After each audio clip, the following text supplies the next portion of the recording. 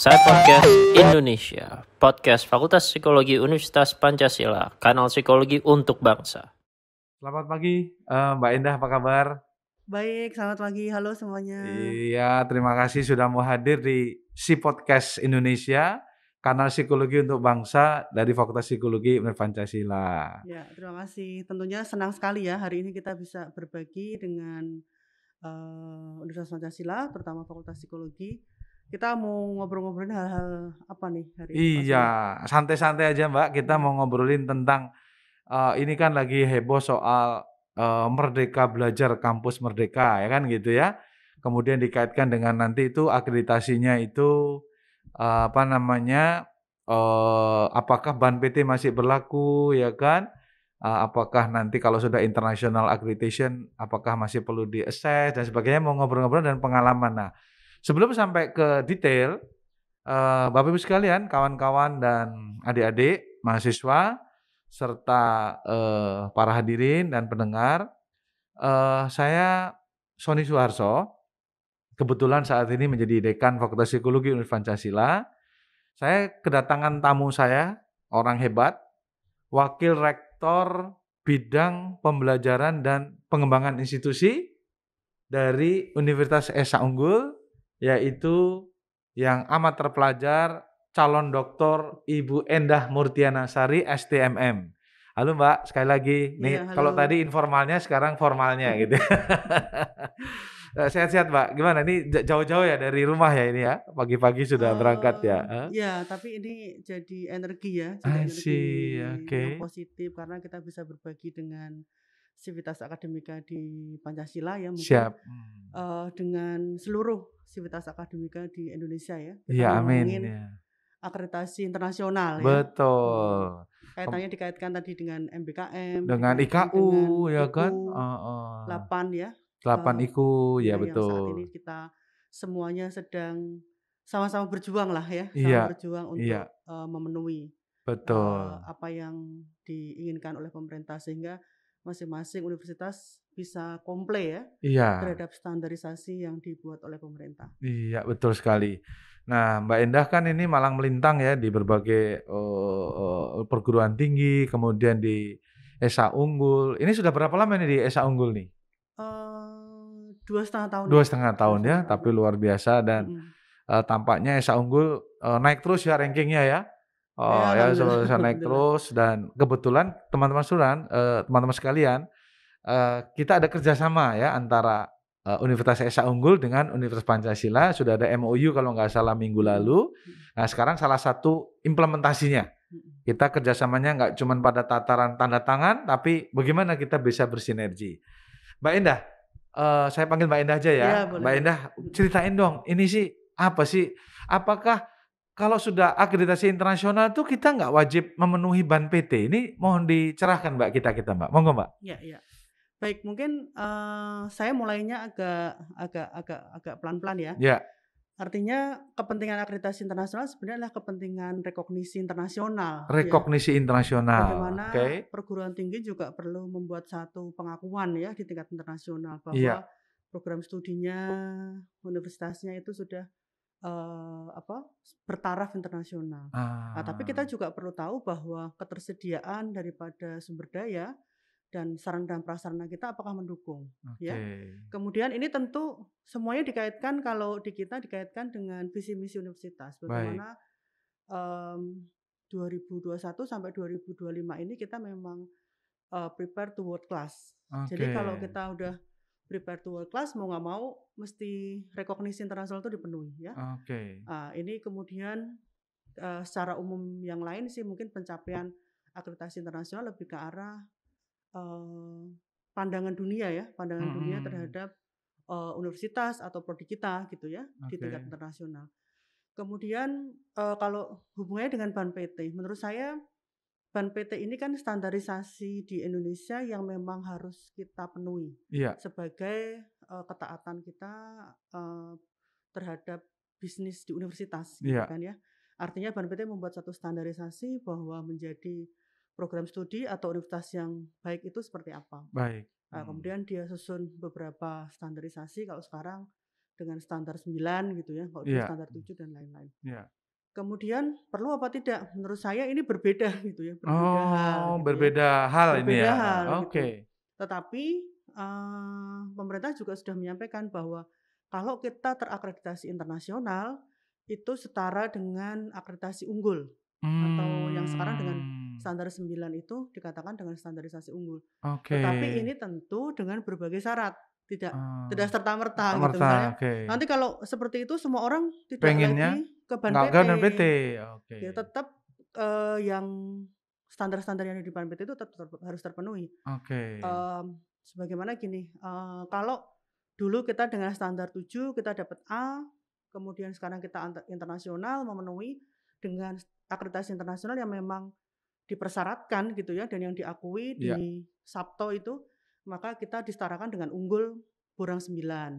oke. Tapi kalau kita B bagaimana? Kalau B ya nanti akan diakui unggul jika kita memenuhi berbagai persyaratan. Misalnya sekarang Mhm. dikeluarkan namanya IPPAL. IPPAL, ya, Ya, ya, ya, instrumen pemantauan, ya ya, kan? ya. Instrumen pemantauan ini ya ada beberapa yang harus kita jaga. Mhm. Walaupun kita dulu A, tapi kalau IPPA-nya kita nggak memenuhi persyaratan, kita bisa IPPAL tuh kayak dievaluasi. evaluasi diri gitu, Mbak?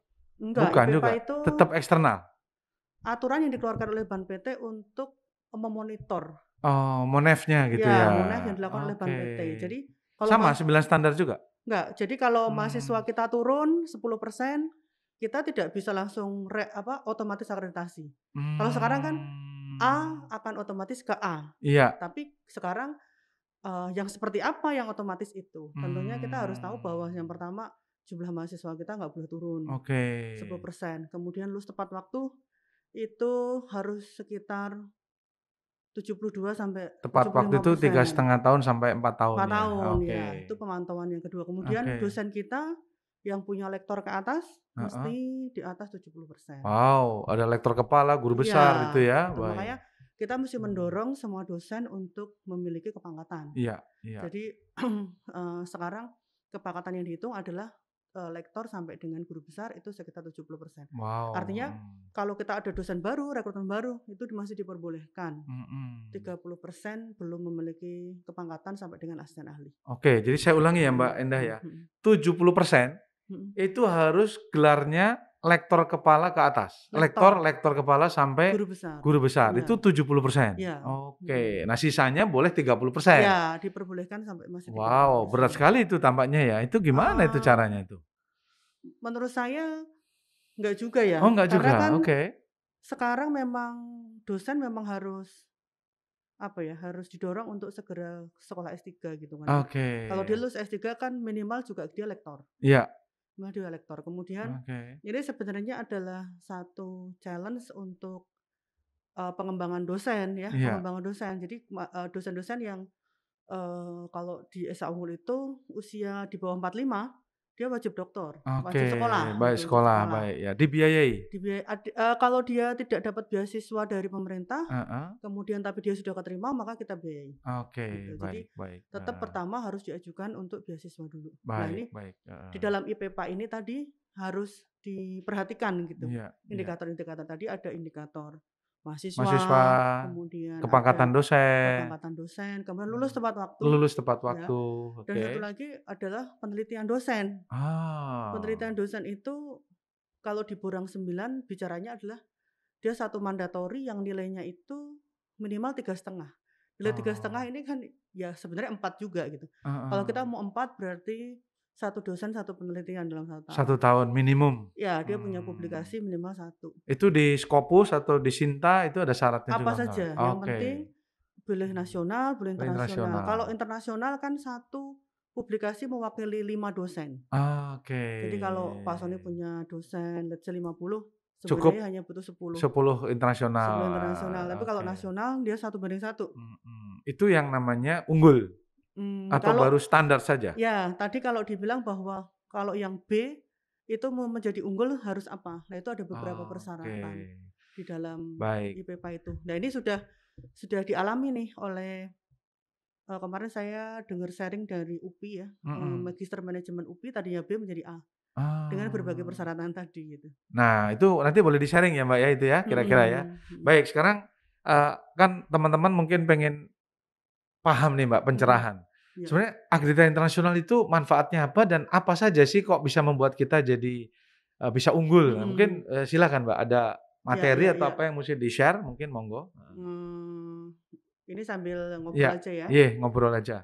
Jadi sebenarnya kan kalau dengan akreditasi internasional saya prinsipnya adalah rekognisi internasional kan. Heeh. Bagaimana kita Itu apa aja sih yang dinilai? disetarakan gitu Heeh. kan ya, disetarakan Oke. gitu. Disetarakan dengan kampus di seluruh dunia yang karena memang Oh, standarnya udah internasional. baik, Nah, ini baik. sebenarnya beberapa hal ya bisa kita memperluas akses dan menjamin pengembangan ya. Artinya Heeh. kalau kita mau kerjasama dengan beberapa perguruan tinggi di luar negeri, terutama yang QS 100, Heeh. World Class University dan lain-lain, tentu kan mereka akan bertanya, Heeh. sudah standarnya seperti apa nih, gitu kan, Oke. perguruan tinggi kita. Heeh. Oleh karena itu, salah satunya yang mengukur rekognisi internasional kita dengan akreditasi internasional, gitu Oke. kan.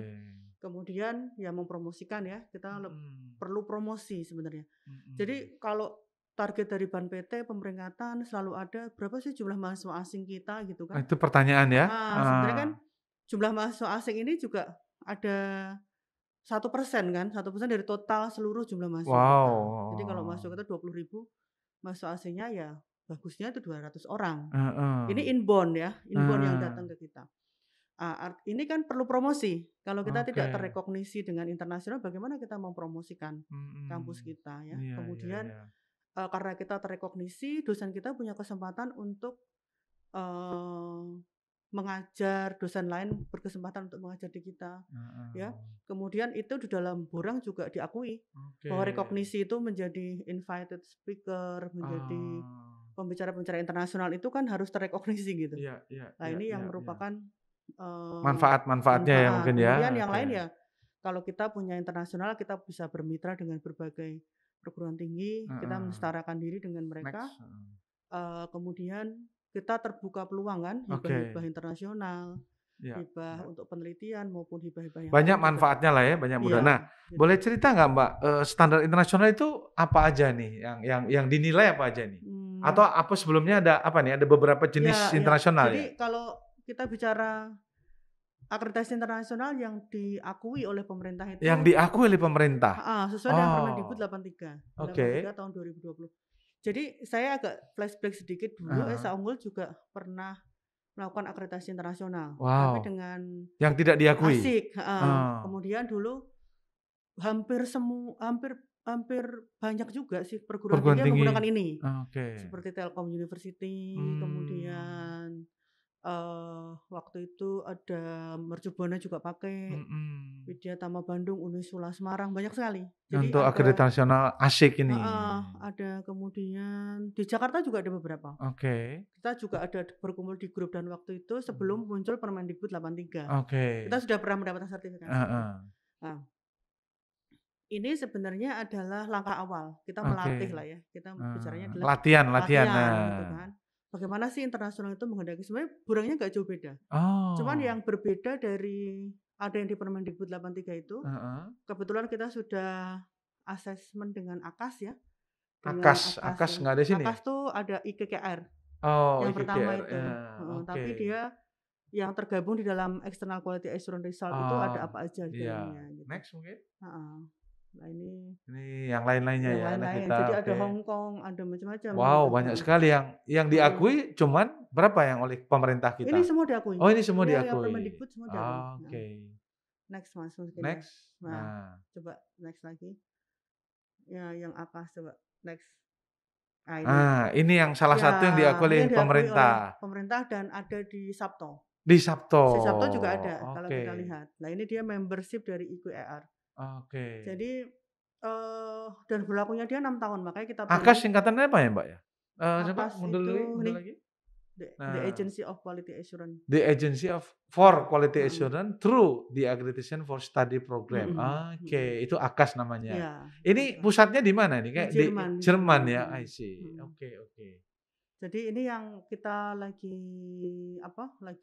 penjajakan ke sana dan kita Heeh. sudah mendaftar.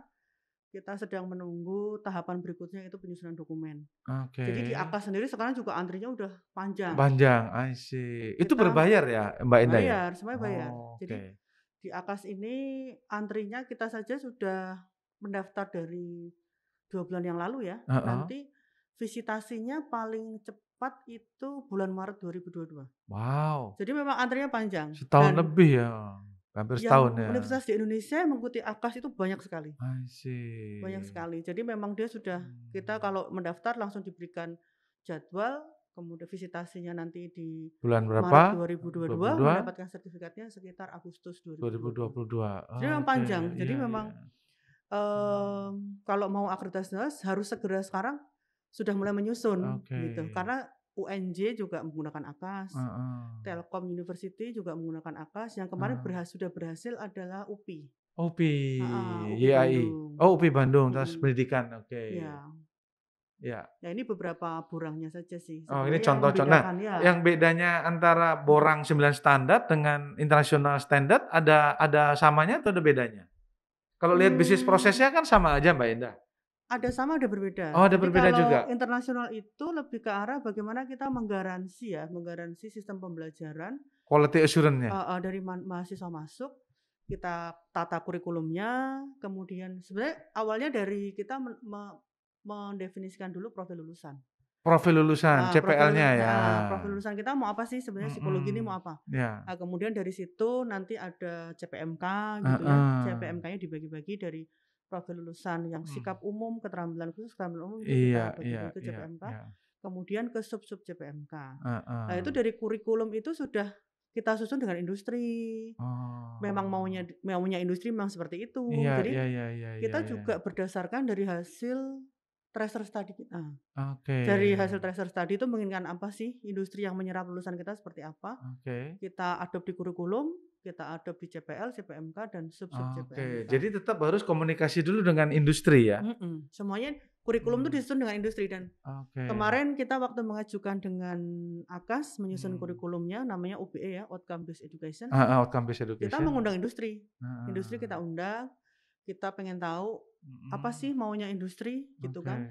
Bisa jadi terhadap lulusan kita satu prodi atau terhadap semua lulusan universitas? Per prodi tetap ya? Ini per prodi. Tapi tetap kita kaitkan dengan visi misi universitas gitu kan. Karena kan profil lulusan itu kaitannya dengan visi misi universitas juga kan. Misalnya kita ingin membentuk jumlah entrepreneur yang lebih banyak. Kemudian kalau profesional yang seperti apa gitu kan. Sehingga ini nanti akan mendasari kita termasuk bagaimana kita menyusun adaptasi terhadap MBKM.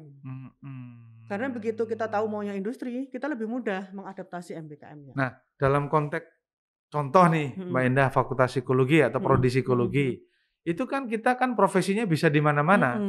Ada di kementerian lembaga misalnya ya, bisa juga di swasta, bikin biru sendiri ya kan. Nah, itu harus diajak omong semua atau jadi kita gimana? profilnya aja kita petakan. Jadi kalau misalnya menjadi birokrasi itu kemampuannya mesti apa saja? Apakah dia bisa mengadopsi berbagai keterampilan di dalam psikologi untuk apa gitu. Memecahkan masalah dan lain-lain. Nah, itu nanti kan akan muncul sikap yang harus dia miliki. Kemudian akan muncul keterampilan umum yang harus dia miliki, keterampilan khusus yang harus dia miliki, pengetahuan apa yang harus diinikan. Nah, itu nanti akan tergambar semuanya. Jadi pada saat dia mau menjadi konseling atau konselor gitu ya. Itu juga akan tergambar kan? Artinya kemampuan sikapnya di mana. Sehingga kita tuh memiliki banyak pilihan di dalam kurikulum kita, terutama yang khas ya, di semester 5, 6, 7 itu kita bisa bilang bahwa kalau mau jadi konselor ngambilnya nggak sama dong sama yang birokrasi misalnya. Mungkin di sini lebih fokus ke industrinya kan, misalnya psikologi industrinya, bagaimana menyusun asesmen, bagaimana menyusun job desk misalnya gitu ya. Tapi pada saat di konselor mungkin dia belajarnya psikologi bermain, psikologi anak, psikologi abnormal, psikologi gender mungkin ya. Saya nggak terlalu detailnya seperti itu. Kira-kira begitu. Ya nanti di kekhasan lah yang membedakan. Lah pada saat kekhasan itu pemerintah juga di MBKM sudah bilang bahwa mahasiswa kita boleh kok tuker-tukeran sama yang lain. Kalau kita nggak ada dosennya dia bisa ngambil tempat lain. Terus dia boleh kok magang di industri selama 1 semester yang kita bisa konversi dengan 20 SKS. Jadi kalau pada saat dia mau jadi konselor, boleh dia cari industri atau cari apapun. Kemudian dia magang di sana selama 6 bulan, ada dosen pembimbingnya, menyusun materinya gitu ya, itu akan kita setarakan dengan maksimal 20 SKS di Nah, kan persoalannya gini, Mbak. Misalnya kalau 20 SKS di kita itu, misalnya nih yang konvensional, dia ngambil 7 mata kuliah. Biasanya nih, rata-rata ya kan. Sementara di industri, 7 mata kuliah ini kan belum tentu bisa di-delivery oleh industri itu. Nah, bagaimana cara mengkonversi itu ekuivalen 20 SKS? Pendekatannya adalah CPMK. Jadi di industri nanti itu si mahasiswa mau melakukan apa sih gitu kan. Misalnya dia melakukan yang pertama, dia akan ikut di dalam tim penyusunan struktur organisasi, mengevaluasi struktur organisasi dan lain-lain. Ini akan menghasilkan apa di sana? Itu yang akan kita konversi dengan CPMK kita. Makanya MBKM itu maksimal 20 SKS. Jadi bisa jadi bahwa satu industri dengan industri yang lain itu berbeda. Jadi yang di industri A mungkin konversinya hanya 16 SKS. Industri B cuma 12 SKS yang bisa kita ganti dengan mata kuliah kita. Gitu Dan ya. itu dari awal prodi mesti tahu gitu. Maksudnya kegiatan MBKM itu bisa loh dikonversi. Pendekatannya apa? CPMK. Iya, begitu kita nggak tahu CPMK-nya, CPMK mata kuliah kita tahu apa. Oleh karena itu akreditasi internasional itu selalu berbasis CPMK. Berbasis OBE namanya, Outcome Based Education. Jadi inputnya apa, prosesnya bagaimana, outputnya apa, bahkan impact-nya atau outcome-nya apa.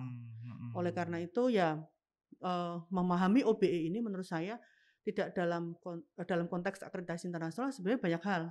Nanti bisa untuk MBKM. MBKM itu sebenarnya larinya ke sana.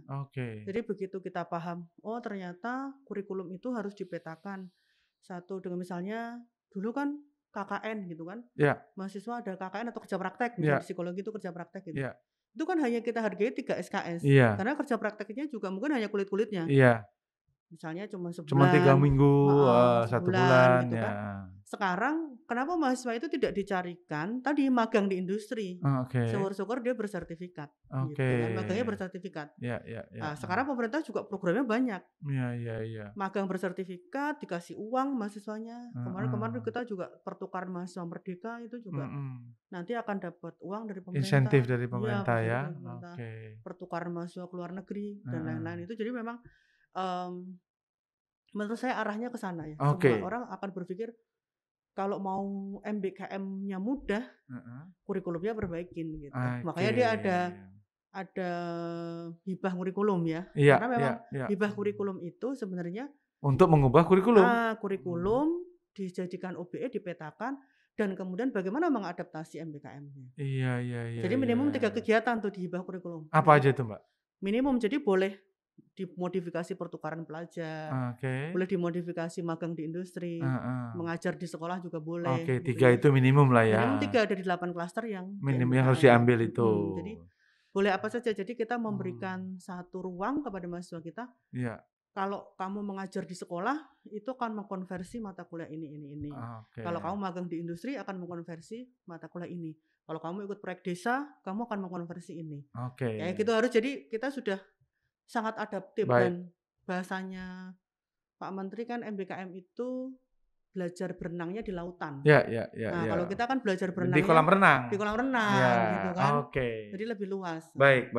Mungkin boleh diceritain Mbak Indah pengalaman Anda memulai di Esa Unggul itu proses untuk akreditasi internasional itu boleh di-share nggak supaya teman-teman dapat gambaran nih apa yang pertama harus ngapain, harus bayar berapa, kemudian apakah yang perlu disiapkan, lalu dokumen-dokumen itu sama nggak dengan dokumen yang Ban PT, ya kan yang sudah ada atau apa? Mungkin boleh di ini Mbak cerita Mbak.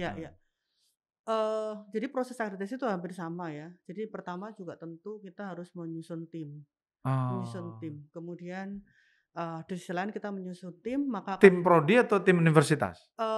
Kita tuh ada namanya tim universitas, kita menamakannya dengan tim sekretariatan. Tim sekretariat itu di pusat. Ada di pusat. Kemudian di prodi itu adalah mereka sebagai PIC penanggung jawab. Itu kita SK-kan, kemudian muncullah biaya ya. Biaya itu ya dari fixed cost-nya ya biaya akreditasi ke organisasinya, ke sana ya. Misalnya sekarang di AKAS tuh kita 14 prodi itu hampir 3,2 miliar ya. 14 prodi 3,4 miliar. 3,2 miliar. 14 prodi berarti sekitar satu prodi 200 kurang lebih 200 jutaan 1 tahun. Atau one 1 shot? tahun, ya 1 tahun. 1 1 tahun. tahun, Jadi tahun depan bayar lagi? Iya, bayar lagi. Oh, alah. Tapi sertifikatnya kan berlaku untuk 6 tahun. Oh, dia surveillance aja kayak ISO Surveillance, gitu ya? surveillance, ya. Oke. Nah, kemudian dari situ sebenarnya dia akan di klaster-klaster gitu. Oke. Jadi bisa kita mendaftarkan ini kita mau 14 prodi nih gitu kan. Kemudian dia akan mengklasterisasi. Oh, klaster pertama itu klaster psikologi, education dan apa? Isinya apa? Prodi psikologi, prodi apa, prodi apa. Expertnya 5. Nah, itu satu klaster. Nanti per klaster dia bayar ya di total-total sekitar segitu. Kemudian dia klaster engineering misalnya. Nah, isinya ada teknik sipil, ada teknik industri, ada teknik elektro gitu. Jadi dia per rumpun ya. Per rumpun pengetahuan ya, ilmu pengetahuan. Bisa 5 sampai maksimum 5 sampai 6 lah ya. Prodi. Maksimum. Jadi dia bisa cuma 2 gitu misalnya. Iya. Vkom dengan psikologi pariwisata. Mungkin pariwisata. Ya, Psikologi nggak bisa dengan Vkom. Oh, nggak bisa Vkom. Psikologi itu bisanya dengan humaniora ya?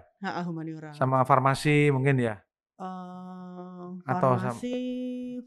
Farmasi kedokteran lain Jadi ya? gini, kita juga mesti baca di aturannya BAN juga bahwa masing-masing dari prodi itu kan ada akreditasinya, ada LAMPTKES dari asosiasi. Iya, asosiasi. Terus ada yang BAN PT. Lah kita mesti nanya, apakah LAMPTKES itu mengakui akreditasi internal yang standarkan unggul apa tidak? Nah, itu mesti dibaca lagi. Kalau di kita memang sekarang fokus yang diakreditasi oleh BAN PT. Yang memang aturannya sudah jelas bahwa kalau di akreditasi internasional dia disetarakan dengan unggul. Nah, itu makanya kita prodi kesehatan masih kurang. Masih kita tinggal dulu sih. Karena memang kekhasan dari kesehatan ini, rigiditas daripada prodi-prodi kesehatan juga mesti diperhatikan. Karena mereka punya aturan sendiri. Baik. Jadi 14 prodi 3,2 M itu per tahun. Ya, per tahun. Dan akan di surveillance setiap tahun. Ya, Nah, ini stresnya kalau ban PT kan biasa kita cuma 4 tahun sekali, Mbak. Kalau ini setiap tahun gitu ya harus menyiapkan. Perpanjangan aja.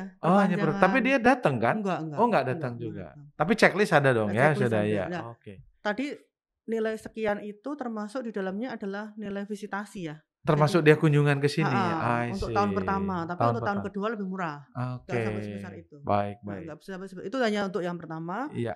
Kemudian tahun berikutnya dia lebih murah. Iya. Karena tidak ada kos-kos yang untuk datang ya sudah selesai duluan ya di awal, one shoot lah ya. Nah, kalau misalnya kita satu prodi itu sudah terakreditasi A atau unggul berdasarkan BAN PT, itu otomatis international standardnya bisa A juga bagus atau enggak? Bisa terjadi ada perbedaan kriteria parameter? Di dalam BAN PT tidak ada OBE kan, nggak harus kita OBE, tetapi di BAN PT itu kan borangnya tentang berapa banyak kerjasama yang kita lakukan, penelitian yang kita lakukan, prestasi apa. Kalau di internasional tadi mungkin bisa dibuka masnya AKAS. Dia borangnya ada 6 parameter tadi AKAS tadi. Halo? Ada 6 kriteria tadi ya. Ya, yang parameternya tadi mana? Nah, quality of curriculum, ya kan? Yang OBE. Lalu prosedur for quality assurance.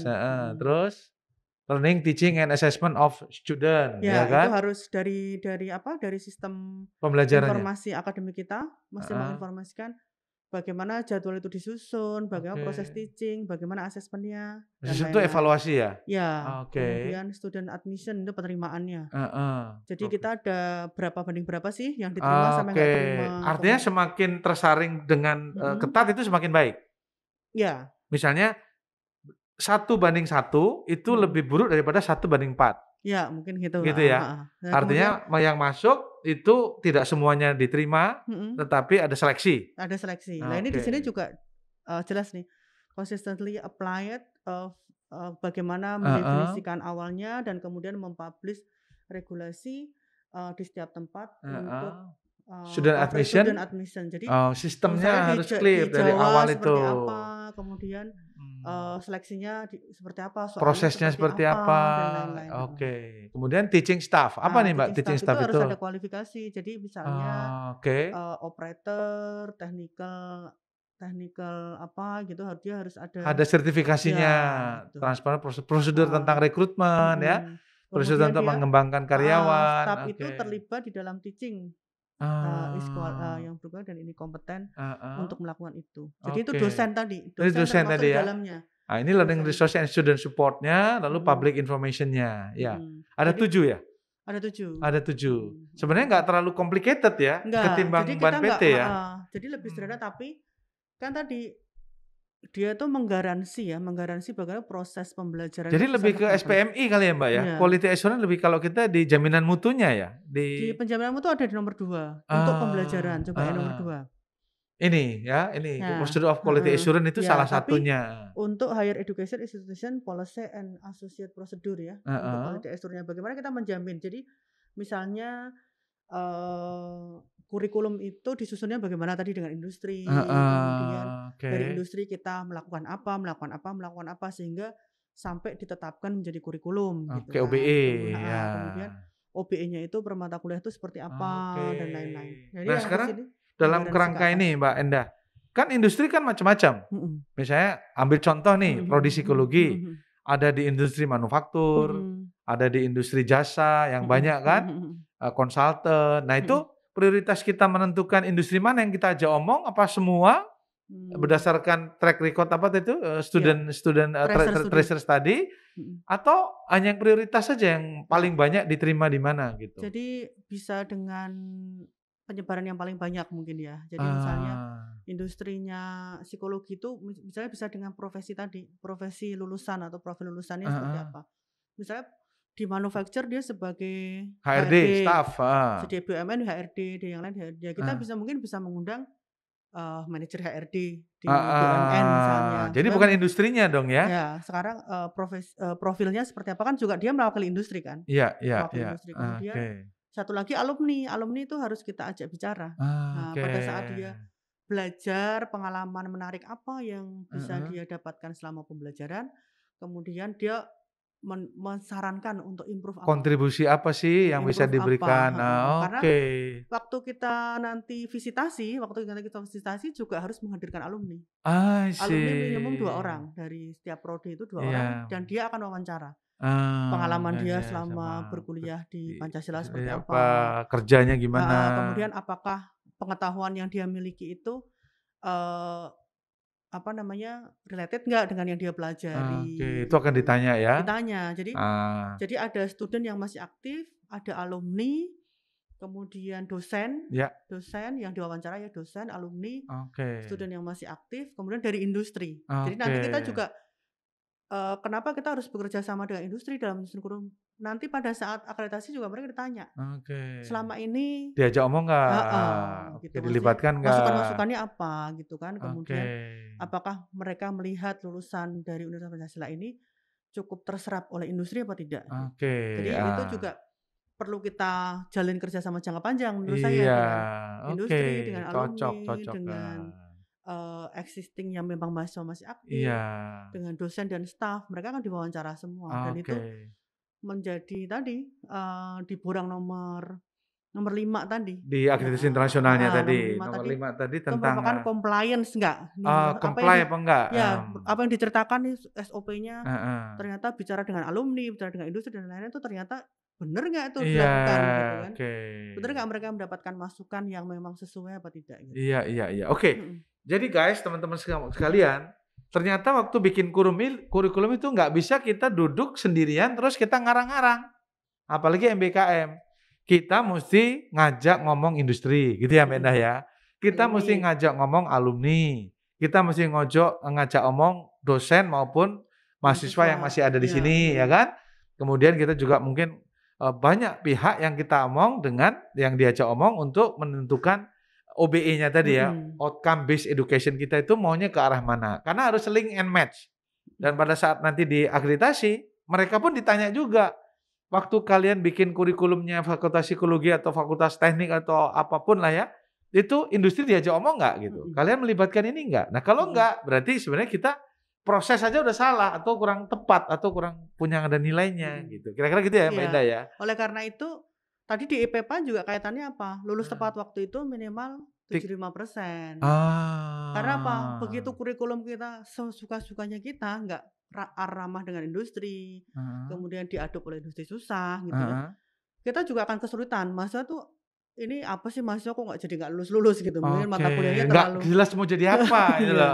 Oke. iya, makanya itu juga semua terkait sih menurut saya. Oke, 75% Lulus tepat waktu. harus tepat waktu itu baru disebut unggul. Iya, maksudnya salah satu syarat, Salah satu akreditasi salah nasional satu itu. syarat yang dipantau gitu. Oke, 70% itu berarti 4 tahun. Iya, maksimal 8 semester tadi. Oke. Nah, dikatakan Tapi lulus bisa tepat aja waktu. kan dia 8 tahun, Mbak. Tapi kemudian yang nganggur.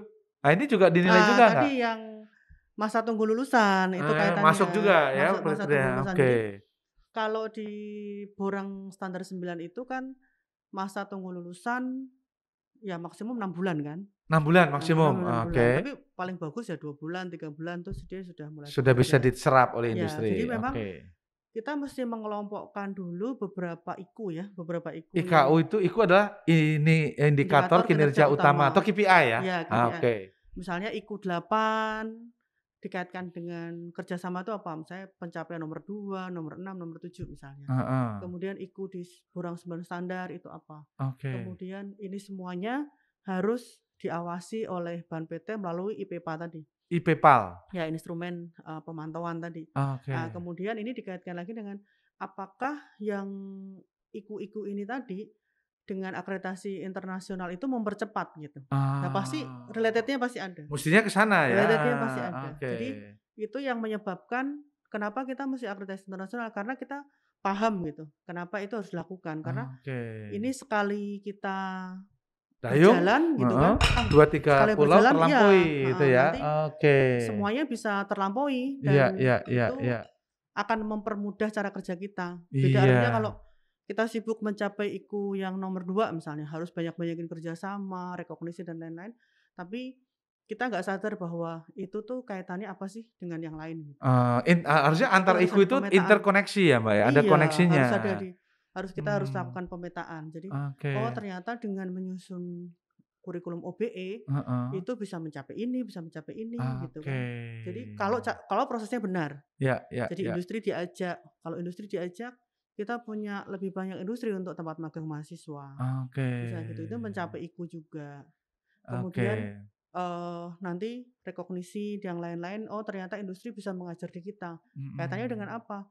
75% dosen kita itu harus praktisi di dalam pemeringkatan perguruan tinggi gitu. Iya, harus banyak praktisi.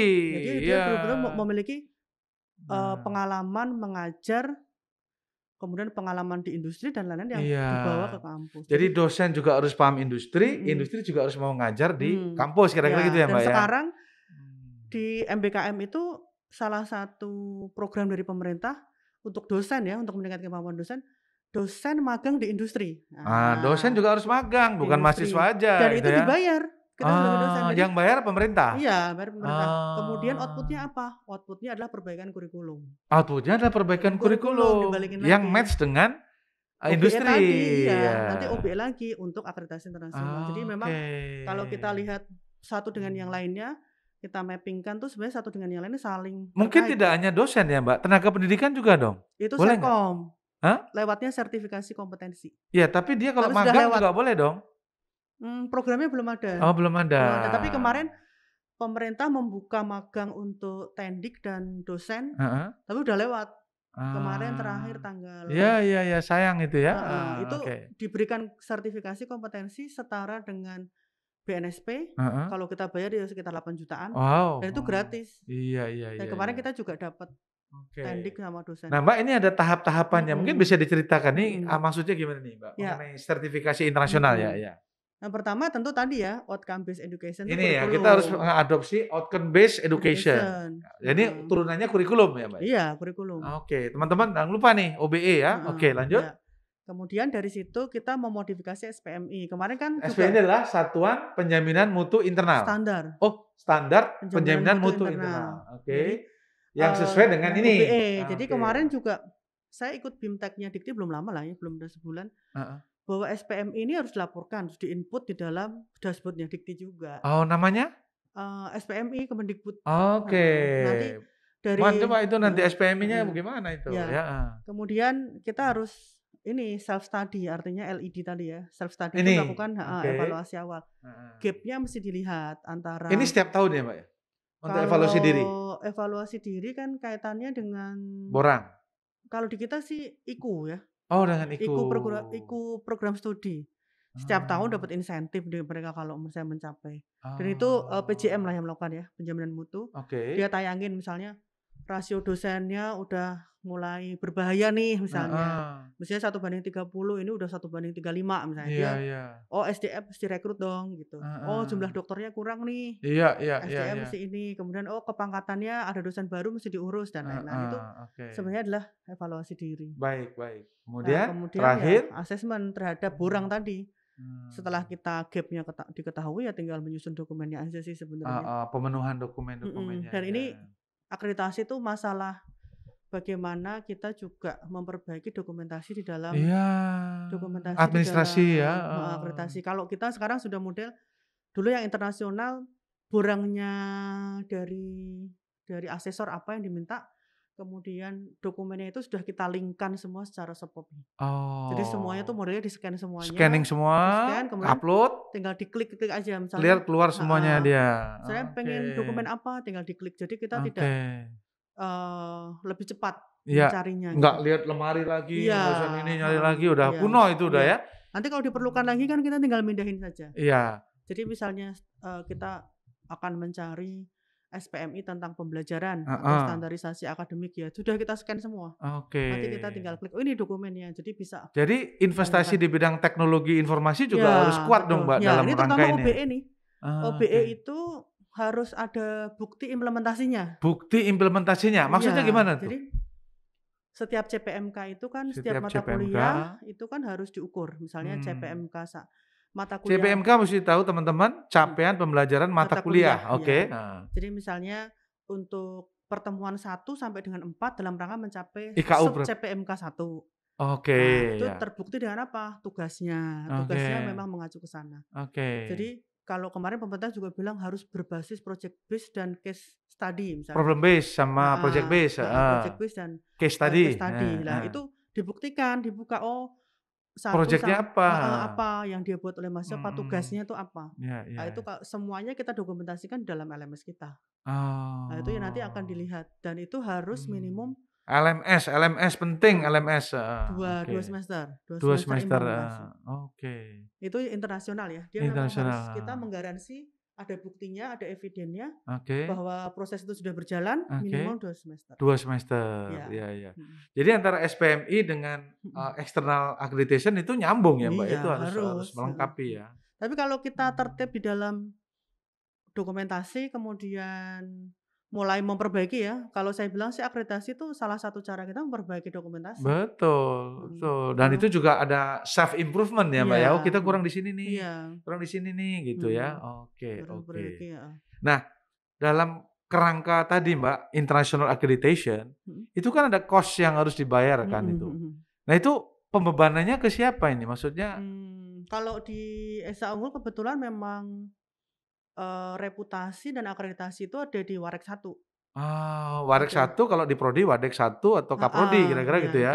Di Warek 1 kemudian ya memang karena sesuai visi misi tadi kan kita membuat program dan tahun ini memang kita rencananya mau akreditasi internasional sudah dibebankan dari tahun anggarannya kemarin, tahun lalu. Dari tahun lalu. Ya tinggal diimplementasikan eksekusi saja. Jadi kita juga harus bisa menyusun biayanya.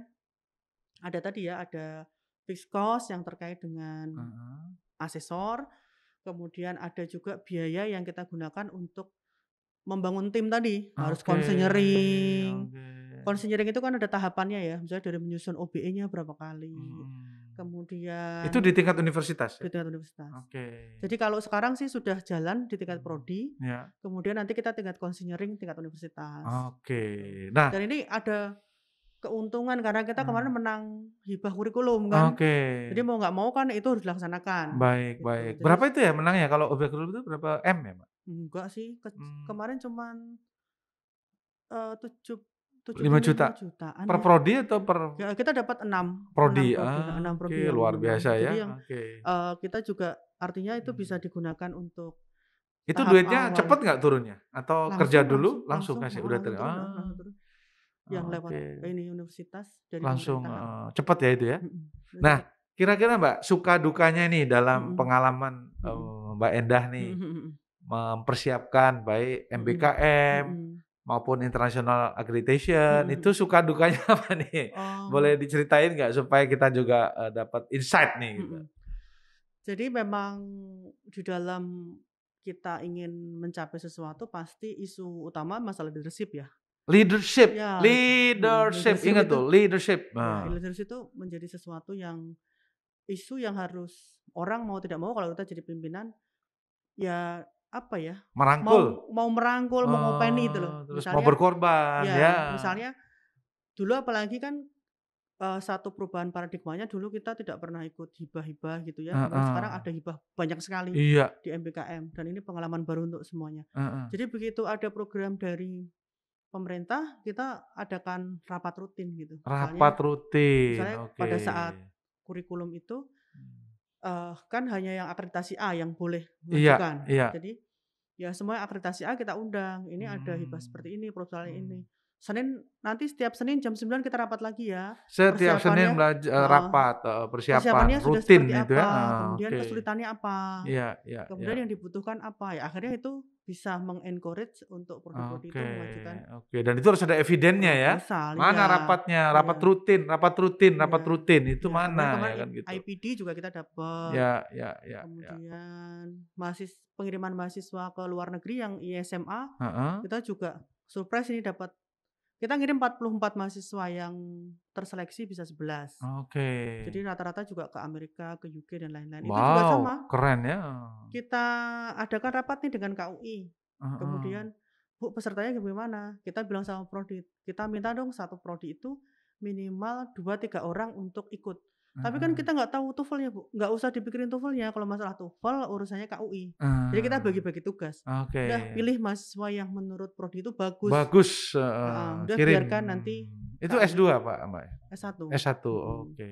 Nanti kita Mmm, latih bagaimana menyusun proposal dan lain nah oke. ini yang sebenarnya yang kita ingin lebih banyak ya, lebih banyak Kata kuncinya meng-encourage. tadi leadership, yang Mhm. ngayomi sama consignering yang rutin Iya tadi ya, Mbak, ya? iya, Terus itu heeh. ya, nah ini Kita yang harus mungkin ini. Jadi memang mmm, ya itu kita butuh satu endurance yang yang panjang, iya, jadi maraton ini nggak cuman kita nggak bisa one baru shoot, mulai capek, baru mulai capek. Begitu juga dengan tinggal akreditasi disambi-sambi internasional, gitu ya? iya. Begitu juga dengan Oke akreditasi internasional juga sama. Jadi oke. yang kita hadapi kan banyak kalau pada saat biaya kita ngomongnya sama yayasan. Heeh, Rapat sama yayasan ditanya, "Bagaimana pertanggungjawabannya?" Kita ada rapat tiap Selasa heeh sore, heeh. bahas masalah biayanya. Kemudian sama Mhm. prodinya nih yang nyusun OBE ini kan juga harus diperhatikan terus nih, Iya sudah sampai iya mana, iya kesulitannya di mana. Jadi memang iya. saya bilang sih lebih ke arah ini tidak ada pekerjaan yang sulit Kalau secara teknis, teknis, heeh, tetapi memang teamwork-nya ini dibutuhkan leadership yang teamwork, ya leadership. Jadi memang ini hal-hal iya yang menurut saya iya. rasanya gampang diucapkan, tapi Tapi itu dipraktekkannya itu nggak luar gampang. biasa. Jadi kata kuncinya juga nih Mbak Indah dan Iya. teman-teman sekalian, kalau dia nggak ada hati di Iya, situ, heeh. susah. Jadi kalau kita setengah-setengah ya kan, Mhm. masih ke sana ke sini mementingkan yang Mhm. lain Mhm. ya kan, tidak fokus pada tadi MBKM maupun Mhm. tidak fokus pada international standard, memperbaiki mutu, jaminan Mhm. mutu kita, Mhm. udah wassalam aja deh itu ya kan gitu. Iya. Dan leadership harus memberi contoh, kemudian juga harus disiapkan anggaran yang baik, Mhm. serta dibutuhkan adalah bagaimana mengayomi ini semua, mengajak semuanya terlibat. Kalau tanpa itu agak susah ini tampaknya. Mhm. Kira-kira gitu ya Mbak Iya Indah iya, ya, betul. gitu. Jadi Pak Sony Mmm. lah nanti pakarnya dalam hal leadership. Tapi memang itu butuh Iya iya iya. dan nggak gampang mengumpulkan dokumen segitu banyak itu nggak gampang. Betul, mesti dari sekarang nih ya Iya, kalau nggak mau gampang. nanti 2024 Iya. atau 2023 mau akreditasi Tapi ya. ya kita selalu berusaha bahwa kalau nggak dikasih ya kita yang datang, gitu. Kalau nggak dikasih ya kita yang Kita datang. yang Kita merendahkan hati lah ya. ya setiap rapat Mmm. kita tayangkan, kita butuh data ini, butuh data ini, butuh data ini. Bagaimana Oke. itu selalu kita inikan terus gitu kan, Ya ya selalu ya kita ya. komunikasikan dan itu Oke. memang butuh waktu, butuh tenaga, tapi Mhm. saya bilang akreditasi tidak ada sesuatu yang sulit, misalnya kita harus membuat suatu penelitian yang Berat metodologi yang berat gitu, enggak. enggak, ya kan? Ini adalah pekerjaan-pekerjaan leadership dan teamwork yang memang Iya, semua orang harus berkomitmen untuk itu. betul, dan berkontribusi. Iya. Jangan cuman bisa nyalahin, ngeluh, tapi minta honor untuk rapat. Nah, ini udah nggak boleh lagi. Kontribusi sekecil apapun Anda. Gitu ya Mbak Indah ya? Iya. Dan kita Oke. juga ada reward, kemarin juga diberikan reward. Jadi memang dari awal sudah komitmen dari pimpinan bahwa jika mendapatkan akreditasi internasional akan diberikan reward. Reward-nya ada. Oke, Itu good memang point juga ya. kita terbuka dan Hmm. di situ kita juga dari awal bilang bahwa kontribusi masing-masing orang itu kita tulis. Jadi Ah, misalnya IKU per orang ini juga harus kita tulis ya. Lu misalnya ngerjain kita apa? butuh kelompok penyedia data. Kelompok penyedia data itu 1 LPPM Ya. menyediakan data apa, 2 Hmm. tracer study menyediakan data apa, Oke. keuangan menyediakan data apa. Jadi Iya, memang iya. sudah kita set seperti itu. Jadi Oke. nanti Jadi bisnis prosesnya juga harus ditata benar ya Mbak ini ya ya kira-kira ya. bottleneck-nya ada di mana kelihatan. Iya. Jadi Oke. nanti bottleneck-nya ada di mana akan kelihatan. Kurang data apa sih? Oke. Mestinya kan yang menyediakan data yang Iya, memahami. paling Jadi enggak usernya sendiri kan ya, gitu. jadi kita memang juga mengkomunikasikan bahwa ada yang memang menyusun, tapi ada juga yang berfungsi hanya menyediakan data. Oke. Karena kan borangnya semuanya bahasa Inggris. Jadi Betul. memang Oh, harus ada yang menyusun, tim penyusun itu harus ada. Belum menarasikannya ya. Ya, kemudian nanti pada saat visitasi tantangannya juga lain lagi. Harus dilatih itu. Cara Dekan menjelasinya Kaprodi. itu ya. Iya. Oke. Kan mungkin dia menjelaskan pakai bahasa Indonesia mudah kan? Tapi pada saat dia harus menjelaskan pakai bahasa Indonesia harus dilatih. Pakai translator boleh nggak? Boleh Kita dong. kemarin enggak sih. Ya misalnya nih ya kan dia ahli tapi ada translator kita undang ahli bahasa gitu kan. Inggris. Kalau di sini bukan ada lembaga bahasa? Ada. Misalkan dipanggil juga kan. Coba Anda translate gitu boleh dong ya? Boleh. Tapi Boleh ya agak maluin juga sih. Maksudnya agak lama nanti. Oh, ditanya di translate jauh lagi di translate atau dibacain aja tapi in English gitu ya, ditayang sini ya gitu. Tapi terutama saat wawancara ya. Wawancara itu kan Kaprodi, dekan diwawancara. Oh, kalau level itu harusnya ada pas dong ya kan. Staff, kemudian dosen alumni, maksudnya. dosen, Oke. kemudian mahasiswa kita. Jadi kita juga mesti dipilih dan kita betul-betul kayak simulasi. Iya. Jadi kita training nanya, kita nanya mereka jawab, kita nanya mereka jawab. Itu disiapkan benar-benar ya itu ya. Betul. Jadi memang harus apa ya? Penuh persiapan lah. Penuh persiapan dan in English. Iya. Ya itu. Mungkin Englishnya bagus tapi nggak pede Mbak. Jadi akhirnya kagok ngomongnya. Ya kan gitu. Orang sih tahu ya. Misalnya menulis bisa, kemudian mendengar dia bagus, tapi komunikasinya nggak bagus. Nah, itu makanya bahasa Inggris lu mesti benerin, ya itu kan? Biasanya begitu. Jadi nulis, kita nulis bahasa Inggris bisa, korespondensi bahasa Inggris bisa, kemudian mendengar kita juga bagus. Tapi pada saat kita suruh menjelaskan, gitu karena ya? ini bukan sehari-hari yang kita gunakan kan? Bukan bahasa ibu kita, ya kan? Ya tapi nggak apa-apa, disitulah tantangan ya Mbak. Kalau kita nggak pernah mencoba, kayaknya ya nggak akan berani juga. Betul. Tapi sedikit-sedikit. Pokoknya pede aja, berani ngomong ya kan, tapi latihan dulu ya kan gitu, simulasi Jadi dulu kita harus ya kan. Dilatih. Latihan, Kemudian kita membuat daftar pertanyaan yang kita pelajari misalnya. Bagaimana proses pembelajaran dilakukan? Oh, selama pandemik dilakukan dengan online, kemudian kayak ini. Blended learning. Kita tulis pertanyaan ini, jawabannya ini. Iya, Kita latih mereka. Itu sampai level Kaprodi. Dosen ya. Dosen mahasiswa juga ya. Kalau mahasiswa paling pengalaman ya. Jadi kita ya tapi kan mereka harus fluent in English juga toh. Kita tanya pengalamannya dia selama berkuliah seperti apa. Improve yang harus kita ini. Nah, Mbak Indah sekarang kalau ada satu prodi dia tidak menggunakan akreditasi internasional, dia nggak mau pakai, dia cukup mau ban PT yang 9 standar itu. Mungkin nggak dia unggul? Ya bisa, kalau tetap dia bisa dapat A, untuk kurang 9 standar kan unggul. Tetap unggul ya. Nah, jadi ini nggak memberi nilai tambah dong kalau gitu akreditasi internasional. Bedanya itu rekognisi tadi. Tapi kan nggak masuk dalam 9 standar. Ada juga? Enggak, rekognisi itu kan kaitannya tadi ya, pengakuan internasional, kalau kita mau meluaskan jaringan, kepercayaan publik. Jadi kalau nanti kan orang juga akan mencari tahu semuanya itu lewat Google ya. Apakah psikologi Pancasila Google itu bagaimana sih gimana? gitu kan. Oh ternyata sudah terakreditasi internasional, orang semakin yakin kan. Kemudian ya tantangan Industri 4.0 juga kan lulusan kita tidak hanya diakui di nasional. Oke. Multinasional company juga kita membutuhkan. Nah, untuk Iya. multinasional company kita mau kerjasama, mau ini pasti ditanya Ya rekognisinya reputasinya bagaimana gimana sih? reputasinya, Oke, oke. heeh. Tapi bisa saja terjadi walaupun dia belum akreditasi internasional, Mhm. tapi dia memenuhi 9 standar bisa unggul, Bisa tetap bisa unggul. unggul, ya. Oke. Kalau dia dapat A, tapi kita lihat borang yang 9 standar kan mesti Beda betul-betul dengan yang bagus, 7. mesti betul-betul bagus sekali. Ya, di situ juga ada Heeh. kerjasama internasional. Ada. Ya kalau Nah, kita nggak pakai itu juga iya. susah ya. Makanya kalau Hmm. jadi ada Dudi NGO juga perlu kita lihat. Rangkul. Ya, Dudi Ya. NGO itu dunia usaha dan Dunia industri, industri sama NGO, NGO. non-government organization kan. Seperti apa? Plan Indonesia Ya, gitu, LSM, WWF gitu ya. jadi itu juga Oke. harus kita lakukan. Ya. IA-nya harus ada. Oke. Nah, bagaimana kita mau mereka percaya dengan kita gitu. Heeh. Kalau kita tidak berstandarisasi internasional. Oke, siap. Kemudian ya untuk menggait pasar yang lebih banyak. Oke. Karena bagaimanapun juga kan tidak semua angkatan lulus SMA itu bisa diserap oleh negeri, Industri. PTN. Oke. Nah, Iya, dia hanya iya. menyerap berapa persen. Yang Iya, lainnya kan tetap harus swasta. kita kelola dengan baik, kita standarisasi dengan baik, Iya, kita iya, garansi pembelajaran standar internasional dan lain-lain. Oke. Harapannya ya mereka bisa terserap dunia kerja, Iya, kemudian bisa lebih baik kualitasnya, karena kalau kita seperti PTS ini kan yang bisa kita garansi prosesnya ya. Iya, Karena iya. inputnya kan Ya, kita nggak bisa jamin nggak ya. bisa jamin. Betul.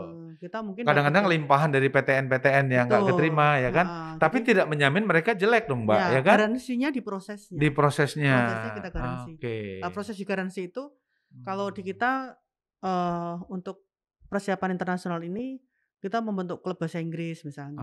Mahasiswa tuh di klub bahasa Inggris. Klub Jadi bahasa Inggris itu penting ya. itu kan salah satu cara agar mahasiswa kita kalau mau ada apa lomba-lomba gitu ya, lomba-lomba di tingkat internasional kita bisa ikut mengirim serta. mereka. Karena memang Oke. Burang Standar 9 juga prestasi akademik internasional itu penting. Oke.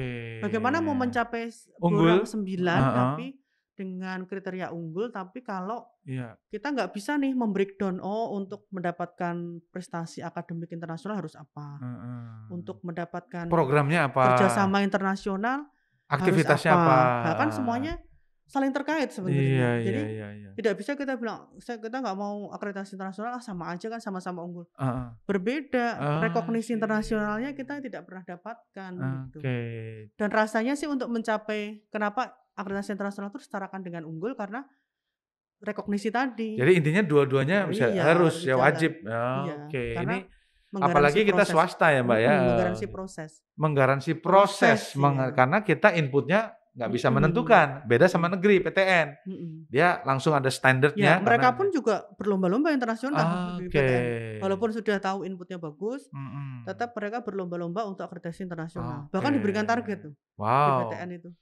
Targetnya maksudnya kenapa? Diberikan target harus berakreditasi internasional. Wow. Jadi ini kita semua sedang berlomba-lomba ke arah sana karena dong ya? Kalau PTN mungkin targetnya ke QS 100 ya. QS 100 gitu ya. Ya. Kalau mereka US rankingnya masih bintang 3, dia harus bintang 4 misalnya. Kemudian dia harus world class university-nya yang berapa gitu kan. Jadi semuanya juga berlomba, dan kemarin juga pemerintah bilang baru pertama kali ini nih kita bisa masuk di QS 100 nih. Ada yang bisa nambah di QS 100 setelah berapa tahun gitu kan. Mungkin kalau nggak salah UGM apa mana gitu. Kemarin saya agak lupa pas Bintek yang dilakukan itu, pemerintah menyampaikan bahwa kita juga cukup berbangga nih setelah dilakukan pembinaan dan lain-lain. Akhirnya bisa naik masuk menjadi ke QS 100. QS 100 itu berarti ranking 1 sampai 100 gitu. Iya, Dunia. Ya. Alhamdulillah ya. Bisa menambah ke situ, mungkin sebelumnya cuma UI, cuma mana, kemudian kita nambah lagi universitas bisa masuk ke situ dan lain-lain. Jadi memang ini ya rekognisi ya, didorong. Ada mahasiswa asing mau masuk, lihatnya udah akreditasi internasional belum gitu kan. Sementara mahasiswa asing itu bagian dari Burang 9. Yang outcome ya itu ya. Iya, luaran ya dari bagaimana kita mencapai Burang 9 yang unggul, mahasiswa asing kita nggak ada. Kalau mahasiswa asingnya itu Mohon maaf nih kita Mhm. nggak jauh-jauh Mbak, misalnya Timor Leste, Papua New Mhm. Guinea, Boleh, heeh. itu Filipina itu Ya oke ya? inbound, Nggak yang usah penting harus inbound, yang jauh-jauh, mereka penting yang ke kita. iya oke, Jadi inbound ya? Oh, ya, oke. jadi Mmm, sekarang kita juga sedang gencar melakukan beberapa kerjasama dengan perguruan tinggi asing iya, luar negeri, transfer oke, kredit, baik. kemudian tukar-menukar dosen. Sebenarnya kan dosen kita Oh, juga punya pengalaman baru kan dengan iya seperti iya itu, iya, magang ya kan? mengasah kemampuan gitu ya. Betul. Mhm. Artinya begitu kita menetapkan diri sebagai berprofesi dosen, Mhm. hari ini gitu Mbak ya, Mhm. harus di-equip dengan berbagai macam Mhm. kompetensi ya, mulai Iya. dari sertifikasi, pekerti ya, Mhm. kemudian harus magang dan Mhm. sebagainya dan harus tridharma juga Iya. ya kan? Mhm. Kalau enggak wassalam aja gitu ya. Iya. Mending lu jadi profesi lain aja kalau enggak itu. Iya. Tapi kan dosen katanya gajinya kecil nih Mbak, gimana nih Mbak? Nah, itu dia kan sebenarnya kan masalah, menurut saya masalah telur sama ayam lagi ya. Telur sama ayam, gimana Bagaimana tuh? mau gajinya kecil kalau mahasiswanya juga nggak naik-naik gitu kan. Bisa naik, salah satunya mempercantik diri dulu gitu menurut saya, mempercantik diri. Mempercantik diri Heeh. dulu, jangan belum-belum sudah minta gaji gede Mhm. tapi nggak mempercantik diri ya, Mbak, ya? Iya, Kira-kira kalau itu. di kita memang ada booster seperti insentif penelitian. Jadi dosen yang Mmm, punya publikasi jurnal, dia mendapatkan insentif. insentif sudah disiapkan, Mhm. semua disiapkan, tapi nggak Ya, naik-naik juga, gimana tuh, Mbak? ya itu yang Perlu eee, di-strum gitu maksudnya, Mbak? kita ada pembatasan mengajar sekarang, ada gini. Oh, gimana? Jadi kalau dosen dia tidak punya publikasi, mengajarnya dibatasi. Nah, Dosen yang tidak punya publikasi, jam mengajarnya dibatasi. ya Kalau biar perlu nggak usah ngajar. dia nanti lama-lama kan dikurangi Iya lama-lama, iya iya iya karena iya. publikasi bagaimanapun juga bagian dari tridharma. Jadi tidak bisa Ah. dosen hanya mengajar Mau ngajar saja. toh, nggak mau penelitian, Ya, atau jadi penelitian toh nggak mau ngajar, mana mhm, bisa ya, mhm. tridharma Nah, tridharma, itu salah oke. satu mempercepat kepangkatan tuh seperti Iya itu iya gitu, iya iya. Jadi Alhamdulillah sih kita semua ke heeh, arah sana ya, Mbak, ya, ya gitu. jadi kalau kita sebenarnya per bidang itu bisa aja saling egois. Jadi pembelajaran nggak ada kaitannya sama publikasi, tapi secara whole organisasi kita Itu mesti lihat. interconnected ya, Iya, mesti lihat iya bahwa iya iya. kalau dosen kebanyakan ngajar kemudian dia lupa publikasi, ya dia tidak akan naik pangkat. Nah, Heeh. kemudian publikasi Saja publikasi saja nggak ngajar tambah nggak bisa, iya, dupaknya nggak terpenuhi. dupaknya nggak Dupakan terpenuhi. dupakannya nggak terpenuhi. Jadi Heeh. memang harus interconnected sih Iya, satu dengan yang tiga-tiga itu lain, ya, heeh, satu dengan oke. yang lain. Jadi memang itu yang nantinya kepangkatan akan jalan, kemudian, eee, ininya jalan semuanya gitu. Ya, Mbak Endah, Mhm. terima kasih nih keren sekali. Mhm. Nah, sekarang dari aspek psikologi ini mohon maaf nih, Mhm Mbak, mhm kalau mhm. kita jujur aja, Mhm dosen atau profesi dosen mhm itu bukan pilihan utama dari setiap orang. mhm Kita jujur mhm aja ya, mhm orang yang mungkin, kerja di mana, di mhm bank ya kan yang mhm keren mhm atau di industri keren mhm ya, mhm mungkin di sana dia mengalami sesuatu apa, "Udahlah gue jadi dosen aja." mhm mhm Artinya apa? Sejak awal mhm orang minat dosen itu hampir sangat jarang. mhm Atau ibu rumah tangga mhm ya kan, mhm daripada dia kerja nganggur stres ya mhm. kan, Jadi "Ah, gua dosen. ngajar-ngajar aja," Mhm gitu. mhm Nah, kira-kira apakah ada pengaruh, Mbak? Orang yang nggak punya passion sama yang punya passion, lalu bagaimana meningkatkan supaya, ini profesi loh yang harus kamu tekuni secara serius." Itu gimana mhm. mengubahnya nih? Ya, kalau aspek manajemen mestinya ada peran lingkungan dan sistem ya. Oke, peran lingkungan Lingkungan dan dan sistem, sistem. Jadi oke. sistemnya yang kita atur bahwa awalnya orang tidak termotivasi menjadi dosen, kemudian dia menjadi menarik. Heeh, Salah satu menarik itu ya dia mesti tahu kenapa heeh. profesi ini menjadi menarik gitu kan. Iya, Profesi ini menarik ya kita tetap tidak bisa melepaskan bahwa ada nilai-nilai rohani ya dalam diri orang itu harus spiritualitas. dibangkitkan gitu kan. Oke. Bahwa dosen ini adalah sesuatu yang Amanah? enggak, menurut saya Bukan? cara kita berbagi dengan orang lain gitu. Kalau saya melihat Ah. profesi dosen seperti itu, Cara kita berbagi berbagi dengan orang pengetahuan, lain. Nah, berbagi macam-macam jadi ya, kalau oke. orang sadar misalnya dia orang muslim, oh ya Mmm. sudahlah wong saya juga sudah walaupun tadinya nggak minat tapi kenyataannya saya sekarang juga Ada di jadi sini? dosen gitu kan. Heeh. Jadikan ini semangat menjadi semangat berbagi saja. Oke, Jadi siap. berbagi ilmu. Kan kalau orang muslim bilang bahwa sesuatu yang tidak tidak kalau orang meninggal, 3 hal yang tidak terputus, salah satunya adalah ilmu yang bermanfaat. Ilmu yang Ya udah bermanfaat, kita ya. kalau sadar itu, Nah, maka itu. akan mengajar Mmm. mahasiswa ya dengan senang, Heeh, dengan hati, melakukan dengan dosen dengan senang, passion ya. ya, kemudian melakukan publikasi jurnal juga Oke. senang karena Oke. apa ini salah satu cara kita untuk berbagi. Untuk kita berbagi. Berbagi bukan semakin kita kurang, malah semakin kita Kaya. mendapatkan lagi, Iya, semakin kan kaya lagi. membahagiakan orang lain Ya, juga. karena menurut saya profesi apapun ya, tidak saya juga pernah jadi karyawan di perusahaan, pernah jadi konsultan juga, profesi apapun sebenarnya kita mesti tahu kenapa kita melakukan itu. Kalau kita tahu kenapa melakukan itu, pasti perasaan itu akan senang. Plong ya, Ya, senang, akan senang. enjoy Tapi kalau ya. kita melihatnya adalah beban, sarana Iya. mencari uang, cepat Iya. kecewa Iya, gitu ya. iya. Melihat sedikit ya Terus kita akan sakit gitu hati ya, gitu ya. baperan Ya, ya, kita sakit udah hati. selesai itu ya. Nah. Tapi kalau kita profesi dosen, kalau saya melihatnya ini kan sarana kita berbagi. Oke. Kalau berbagi tidak akan pernah ada mengeluh. Iya, komplain. Namanya berbagi ya, gitu. Namanya berbagi kan iya. sudah rasa ikhlasnya sudah ya, di depan. cocok gitu. itu Mbak. Iya.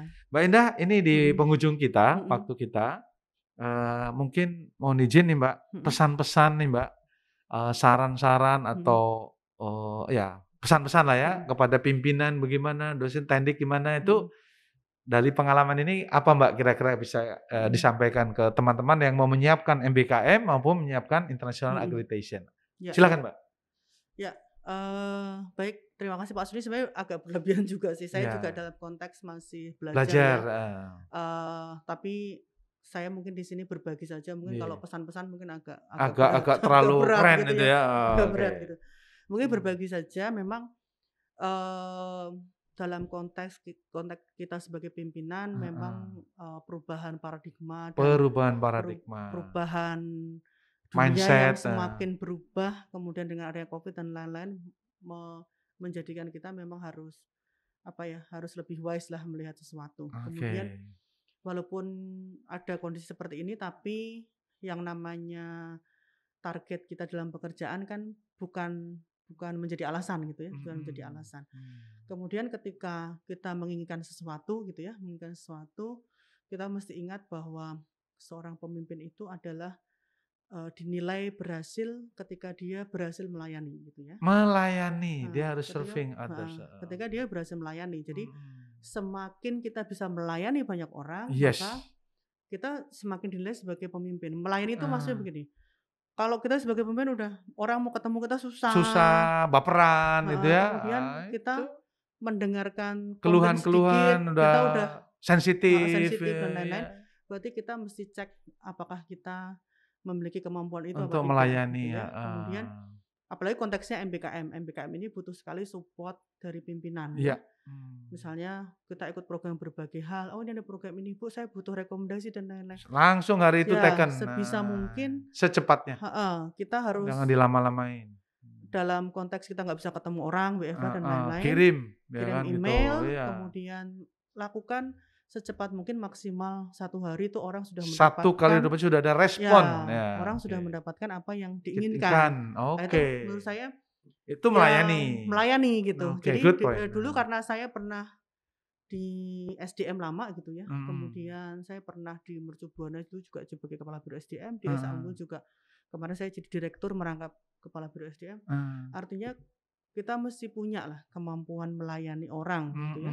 Apalagi melayani, kemudian saya selalu memotivasi diri saya sendiri bahwa seorang pimpinan itu dikatakan berhasil bukan karena dia dilayani atau posisinya ya, tapi bagaimana kemampuan kita lebih melayani lebih banyak. Oke, itu untuk pimpinan ya Mbak. Kemudian kalau untuk dosen gimana Mbak? Ya, kalau dosen ya tadi, kalau kita sudah punya NIDN ya, mohon maaf, kalau kita punya NIDN berarti kita sudah harus berdamai dengan diri kita bahwa kita ini dosen. Gitu kan. Berdamai dengan diri sendiri bahwa lu itu NIDN sudah ada, lu itu dosen yang benar makanya. Jadi kalau dosen ya kita mesti melakukan tugas kita ya, melakukan ini dengan semangat berbagi, kasih sayang kepada mahasiswa. Kita tidak lagi begini. Kalau bisa mata kuliah saya itu mata kuliah paling susah, nggak bisa lulus. Itu akhirnya tidak ingin berbagi. Jadi kok bagaimana membuat mata kuliah yang sulit itu menjadi mudah. Menjadi mudah diterima. Jadi bukan dosen killer ya Mbak ya gitu ya. Semua orang bisa lulus dengan mata kuliah kita. Terus kalau tidak lulus, apa yang harus kita lakukan? Saya selalu bilang sama mahasiswa pada saat saya ngoreksi UTS atau UAS, saya selalu WA dia gitu. nilai kamu tuh kenapa nggak kurang. dikerjakan, kenapa nggak ini. Heeh. Saya masih kasih kamu kesempatan Untuk memperbaiki, kasih tapi tugas, heeh. nilainya tidak sama dengan yang tepat waktu. Betul, Selalu kita heeh. meng-encourage dia seperti itu. Nanti lama-lama dia Nah, malu kan. iya. Pada saat UAS mau nggak mau daripada saya dibegitukan gitu kan, dia Ah, malu. Tapi ya kadang ketemu hmm. juga mahasiswa yang Bandel. nanti juga di WA gitu kan kalau nilainya jelek. Tapi Iya. itulah kesabaran kita karena kita sudah meniatkan berbagi, Untuk ya sudah ikhlas, gitu. oke. Tidak kita lebih Iya, bahagia saja dengan hidup kita gitu. oke, baik. Mm-mm. Terima kasih Mbak Endah, ini luar Ya, biasa nih. sama-sama. Kita udah 1 jam lebih ya, Mm-mm. sudah Iya. ngobrol-ngobrol. Pertama sekali lagi atas nama Podcast Indonesia, podcast kanal psikologi untuk bangsa, Fakultas Psikologi Pancasila mengucapkan terima kasih Mbak Endah. Ya, sama-sama. Semoga Mbak Endah juga diberkati, mendapat berkah dari Amin. Tuhan Yang Maha Kuasa, mau berbagi dengan kita-kita dan terus sehat dan Amin. terus sukses dan berjaya Universitas Esa Unggul ya, dan Amin. sudah bekerja sama dengan Universitas Pancasila. Demikian Mbak Amin. Endah, Ya. terima kasih atas kehadirannya. Salam untuk keluarga, salam Pancasila, merdeka! Merdeka. Terima kasih Pak Sony dan tim. Mudah-mudahan apa yang kita bisa sharingkan walaupun tidak banyak ya bermanfaat. Amin. Mohon maaf apabila ada yang tidak berkenan. Mudah-mudahan nanti ke depan kita bisa lebih kerjasama lebih banyak lagi. Lebih ya, siap. Nanti lebih sharing lebih banyak lagi Ya. untuk kita sama-sama berbagi Nggih. hal-hal yang positif. Nggih. Terima kasih sekali lagi. Matur nuwun. Assalamualaikum warahmatullahi wabarakatuh. Waalaikumsalam Oke. warahmatullahi wabarakatuh. Ya. Terima kasih.